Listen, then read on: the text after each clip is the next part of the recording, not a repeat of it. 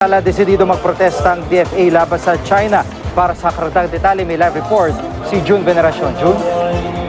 Sa loob ng 4 na araw, 3 aeroplano na ng China ang naglanding sa isa sa mga ginagawang artificial island sa pinag-aagawang teritoryo sa West Philippine Sea.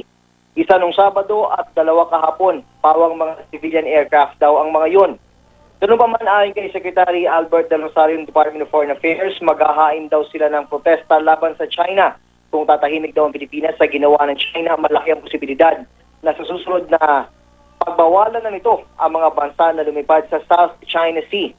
Sa monitoring ng Armed Forces of the Philippines, halos matatapos na ang reclamation na ginagawa ng China sa Mischief Reef, Fiery Cross Reef at Subi Reef. Lahat ng mga bahurang ito ginawa ng isla na may mga malalaking airfield.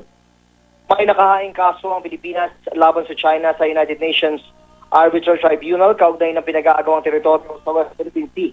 Sa darating na Martes, makikipagpulong sa Washington sa Amerika sina Foreign Affairs Secretary Albert De Rosario at Defense Secretary Voltaire Gasmin sa kanilang mga American counterparts. Isa raw sa mga posibleng pag-usapan ang lumalalang problema sa West Philippine Sea. Dati nang sinabi ng Chinese Foreign Ministry na karapatan nilang magpalipad ng eroplano sa South China Sea dahil pag-aari raw nila ang lahat ng mga isla at mga bahura doon. G. Maraming salamat, June Veneracion.